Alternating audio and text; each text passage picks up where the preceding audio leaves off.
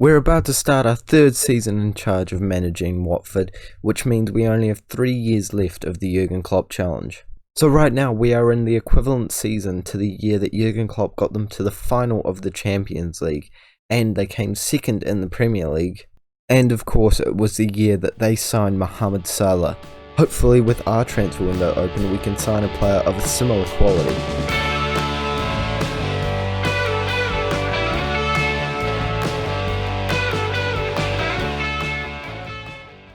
Hello guys, and welcome back to the 21st episode of the Jürgen Klopp Challenge with Watford, where today we are starting our third season in charge, which obviously, as I said before, means we only have 3 more seasons to complete this challenge.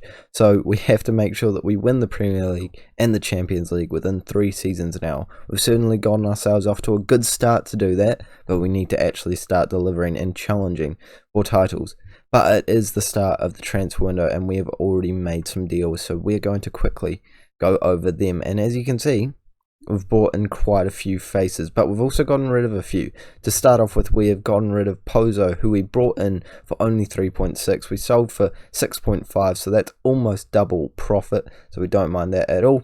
We also got rid of Messina for $18.5 million. Not a player I was actually looking to get rid of, but as soon as a bid came in around that sort of region, I thought, why not give it a crack to push it higher? We have managed to sign Meisger on a permanent deal for only $5.5 million. An absolute steal for a player that was absolutely top draw for us last year. Don't know if he'll start. We'll certainly be looking to find some new centre-backs, and we already have one of them in the form of Shokdran. I definitely didn't say that right. Shokdran something, Mustafi from Arsenal. He came in on a free, so that is a really good piece of business from us. He looks like a pretty solid centre-back, and I imagine he will be a great rotation option or even a starter. We've also managed to bring in Carles Perez from Barcelona, just a bit of a rotation option, a bit of a like-for-like switch for Pozo, and also we have brought in Mendes, who is valued at $34.5 million and has some really tasty stats, so I'm thinking maybe we could convert him to a right winger or play him as a central midfielder to get him really involved in the squad, because he is a good player on paper, and he played quite well for them last season in the La Liga. 6 goals and 1 assist from only 21 starts isn't the worst ever. So, you know, he could certainly make an appearance. We've also signed Jack Butland as a rotation goalkeeper option, and he comes in on a free once again. Great deals from me so far. I'm going to pat myself on the back a wee bit there. That is some good business. To get those players for $5.5 million in total is pretty extraordinary, to be honest. You got to tip your hat to me, realistically, but we're definitely not done yet. We're trying to make a lot of deals. We're very close to signing Chiesa, but he decided to go somewhere else, and we've got some bids in for people right now, doing a lot of scouting, doing a lot of searching to try and improve this squad. Even though it is already a very good one, we need to take it to the next level this season. But we are going to jump straight into some transfers. I'll let you guys know when I've made them. Of course, we'll be looking to sell a few players as well, so I'll let you know whenever anything big happens. And I think the main people that I'm looking to sell is, we've got a huge amount of strikers down here that we don't really need. And also, as I said in the last episode, I believe, don't know if we need Deulofeu anymore. So at a $35 million value, I think it might be worth cashing in. Well, I think we may have found our seller. We've brought Marco Asensio in on a year-long loan, and I'd love to sign him permanently. The only issue is, the signing fee would be $48 million, so I have a feeling it's not going to happen. But he is great to even have for a season. His stats are incredible, and I'm pretty chuffed to have him at the club. Very, very happy with that one. We've also got a couple other signings that I'm looking to make. In particular, Isco, his partner from Real Madrid, is also on the transfer list. He is much more affordable, only $26 million, and we've actually put in a bid for him. And hopefully we can get that across the line, but our competition is PSG, so I wouldn't be surprised if it doesn't quite work out. We're also trying to sign David Neres for only $20 million. I think that's a very fair price for a player that has been, not playing amazing lately. But if you take a look at his stats, I feel like he can definitely do a job on that right-hand side or left-hand side. And I'm pretty excited about that one. But we just need to get the work permit across the line before we can sign him. But apart from that, I'm always just keeping an eye out to make sure that we can get some bargains on the transfer list. And let's keep those transfers coming in, because I'm sure, based off the way we started this transfer window, we can keep it going in this fashion and improve the side substantially. I've also managed to get rid of 2 players on loan and Cosiello for $7 million, which is a tidy profit of about $5.2 million. So don't mind that business at all.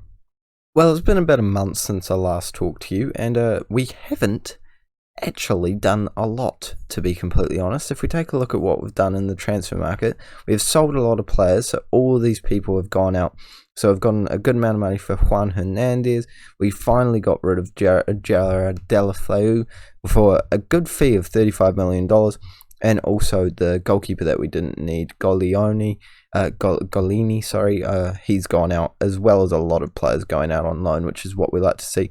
But of course, what you guys want to know about is the transfers coming in, and we have brought in Alina, who has now just gone out on loan. He was a bit of a transfer with the profit in mind, but DRB is actually a player that I'm quite excited about. I think that 3.5 potential doesn't tell the whole story, as I think he could go places in this game. I've certainly seen him develop quite well, and playing out on that right-hand side and left-hand side is exactly what we want. But right now, we are actually focusing on spending some money, because I've just realised we have a ton of it. So we're currently trying to lock down some defenders. So we've made some bids for Soyuncu and Vavro. Yeah, Vavro. And we've also kept an eye on quite a few players, but just not enough people really coming up on the transfer list in positions that we need at the moment. And if we take a look at our squad, I can't actually pinpoint the players that we need right now. Obviously, I know we need a centre back, but apart from that, I just can't tell where we need to strengthen. So we're just going to keep at it and go into the game against Manchester City in the Community Shield. I could pronounce that in the weirdest way ever, but we're going to jump into that and make some transfers in between, hopefully get some deals finalised. But I'm feeling mildly confident about it, even though Manchester City were obviously the league champions last year. And even though they are league champions, we will be giving them a run for their money in today's game. So since last time I talked to you guys, we haven't actually made any transfer deals coming in, but going out, a few players have left on loan, and we've gotten rid of this man who was a bit of dead weight. So it's good to see the back of him, but you might have noticed there, if we went into the transfer centre, we have actually made a lot of deals trying to go through right now. Soyuncu is actually completed, but they need to get a new replacement centre-back before I can get that one across the line. And Vivaro is still in the works, but I imagine that one will be confirmed very soon. Both of these should be done by next episode. And Antonio is a player that I'm insanely excited about. He has a 4-star current ability, 5-star potential ability, central defensive midfielder, or a central midfielder who could do a box-to-box midfielder role, or maybe on a stretch the Mazzala attack, but we'll have to see what we use him for. He's a really good versatile player, and for only $23 million, absolute steal. But we need to take a look at the team that we're using today, and this is it. Gabriel Barbosa is probably the only player you guys might be surprised that's starting. Actually, you might be surprised that Dawson's starting as well. Mustafi seems to be a little better than him, but overall, I don't see that much difference, so I feel like it's got to be a little bit of respect given to Dawson for getting us to this point in the season by doing so well last year. So this is the team that we're going with. I feel confident in it. Let's jump straight into the game, and let's give a squad number to Jack Butland. Gosh, sorry, I just have to toot my own horn for a minute here. I'm so pleased with the Jack Butland signing. That was so cheap. Well, obviously it was free, and he's just such a good reserve goalkeeper. It's just an intelligent move by me. I'm an absolute genius. They have a really good squad, including Dybala, De Bruyne, Raheem Sterling, Foden, who's probably a god at this point.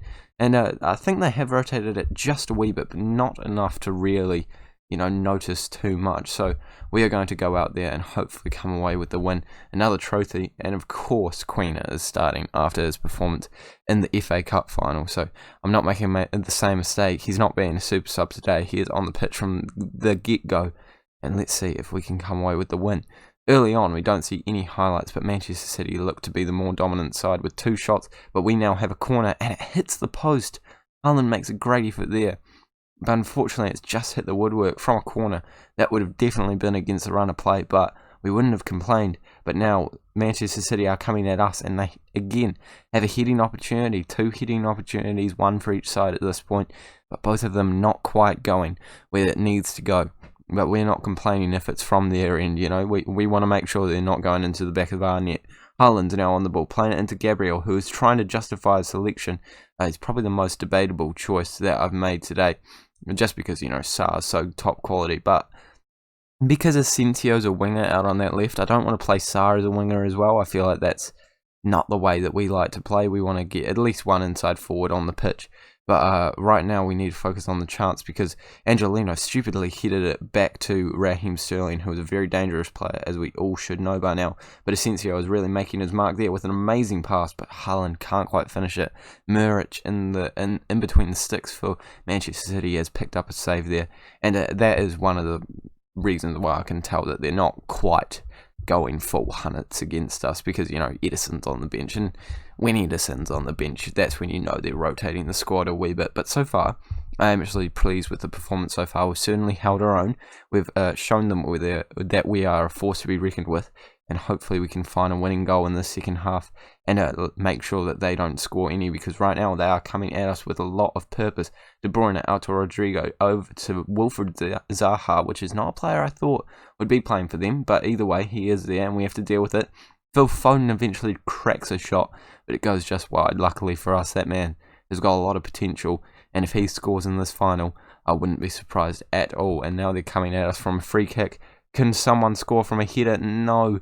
They score from an offside position, thank goodness, just saw that. So a deflection comes in, and luckily for us, Dybala is standing in an offside position. Okay, that is just not an offside position, but we don't mind. Like, if you took a look at the foot of our player, I think it was Dawson, it was definitely further back than Dybala's, but again, beggars can't be choosers, and we will take it. And I think I'm going to make my first substitution of the game, and it's going to be Bruno coming on for Decore, who is probably going to be, rotated quite a lot this year. He's not old yet, he's certainly not old, he's 28, but he's coming into his prime, and we want to get a few more youthful players onto the pitch to give them a crack. But I think I'm going to make another substitution now, actually, and it will be Sarr coming on. He'll be disappointed that he didn't start, but we'll give two wingers on a attack role a chance. I mean, I'm not entirely confident that will work amazingly, but if even one of them pops up and gets an assist or a goal, it will certainly justify that odd decision, and it's probably something that we will rock every now and then this season. So we need to make sure that they know what's going on between the two of them, and they both need to stay out wide in those sort of roles. I hate playing people with the wrong foot as inside forwards. I just don't feel like it's as effective. But that shot was very effective, despite the fact it was from an offside position once again. And straight afterwards, we have the opportunity. Dawson on the ball, playing it to Quina, and now Tonali hits it up to Asensio, who does have a lot of class on him, mate. He is dancing past all of those defenders, plays it up to Sarr eventually. Trippier back to Sarr, who's a super sub, and Haaland. Sarr, he's put it on a dinner plate for you, mate.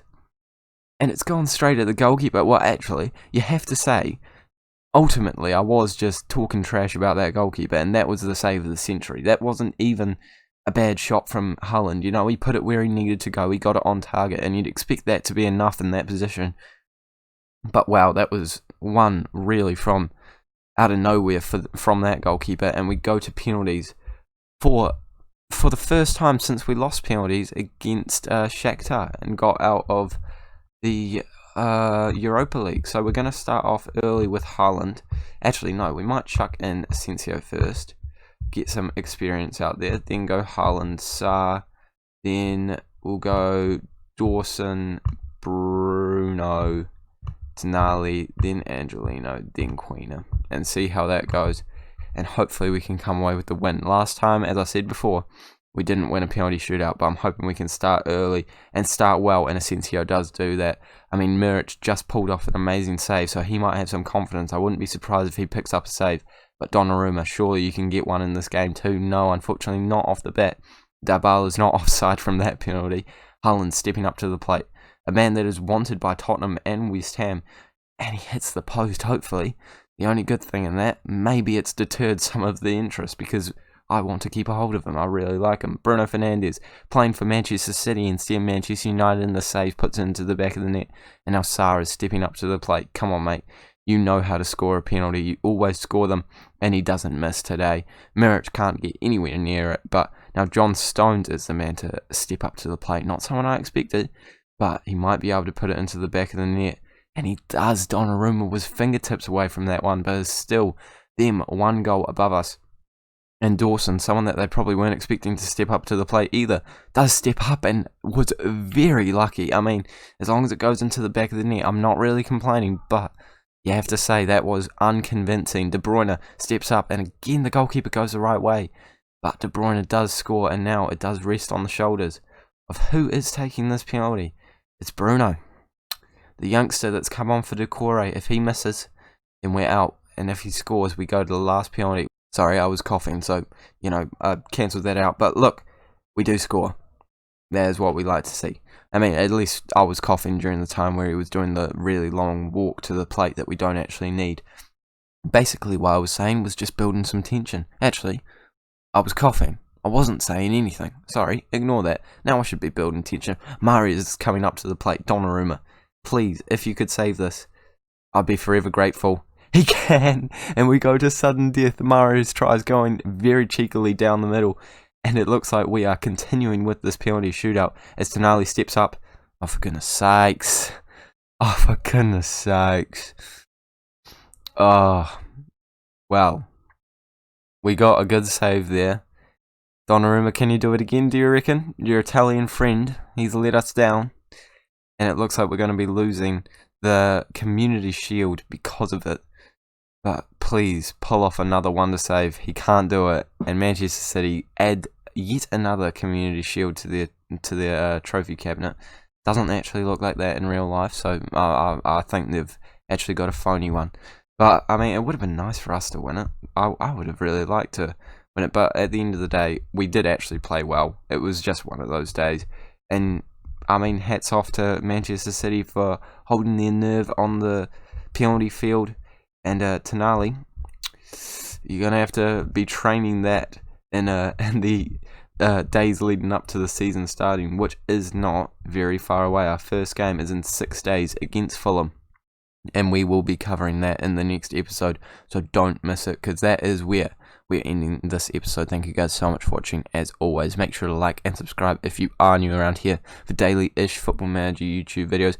If you're still listening, I imagine you are one of the ultra Rexo FM fans. That is insanely cocky for me to say, but you know what I mean. Currently I am right now on placement for my university degree, so I might not be uploading as regularly, so I hope that you guys can bear with me through that time. I'm sure you will survive without my videos. I'm not that amazing, but I do really appreciate all the support, and I'm hoping I'll still be able to keep up with the upload schedule that we've got on this channel. But as always, once again, thank you guys so much for watching, and I will see you all later.